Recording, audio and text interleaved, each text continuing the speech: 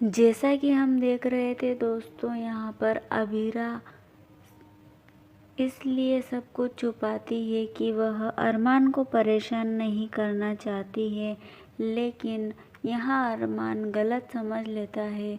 उसे ऐसा लगता है कि वह उसके ऊपर भरोसा नहीं करती, उससे बातें छुपाती है और उसने जो उससे वादा किया था वह भी नहीं निभाती है।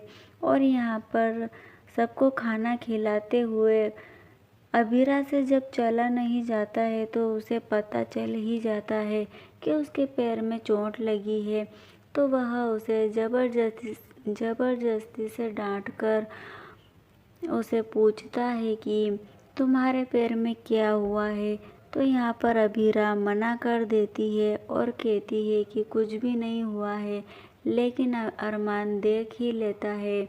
उसकी माँ भी उसे कहती है कि बेटा, तुमने किसी को पता भी नहीं चलने दिया और ऐसे क्यों छुपाया।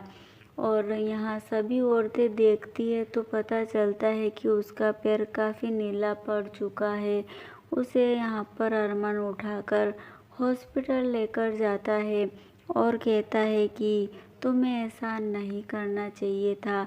यहाँ हम देखें तो फूफा जी का टेम्परेचर इतना बढ़ जाता है कि वह नहीं चाहता है कि अरमान और यह सब कहीं भी आराम से रहे, लेकिन यहाँ पर चारू आ जाती है और सामने वाले को धमका देती है कि अगर तुमने ऐसा कुछ भी करने की कोशिश किया तो तुम्हें मैं केस करवा दूंगी, और तुम्हें पता है मैं एक वकील हूँ, तो फिर तुम सोच लो कि तुम्हारी क्या हालत कर सकती हूँ। तो यहाँ पर चारू अपने पिताजी के खिलाफ बोलती है और सामने वाले का मुंह बंद करवा देती है, और यहाँ खुद अपने पिताजी का मुंह भी वह बंद कर देती है।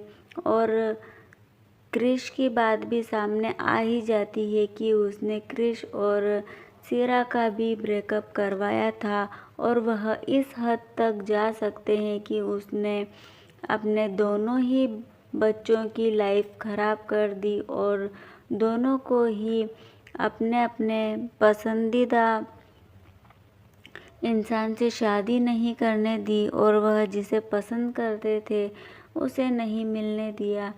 तो यहाँ पर वह चारू का भी विश्वास तोड़ देते हैं। यहाँ हम देखें तो अरमान अबीरा को हॉस्पिटल लेकर आता है और उसके पैर में ट्रीटमेंट करवाकर उसका घर लेके जाते हैं। और यहाँ हम देख रहे हैं कि सारी बातें क्रिश सुन लेता है और घर में बखेड़ा खड़ा कर देता है, और वह सबको यहाँ पर नीचे आकर बता ही देता है कि उसके पापा ने क्या किया है।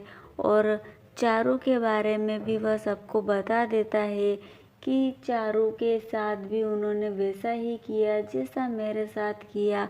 और यहाँ पर चारू सबके सामने इस बात का खुलासा कर ही देती है कि काजल और उसके पापा के दोनों के डिवोर्स पेपर उसने हाथ में थमाए और मुझे ब्लैकमेल किया कि अगर मैंने अबीर से शादी की तो यहाँ इन दोनों का डिवोर्स हो जाएगा। यह धमकी देकर मुझसे यह सब कुछ करवा लिया, और यहाँ पर यह सच सबके सामने आ जाता है।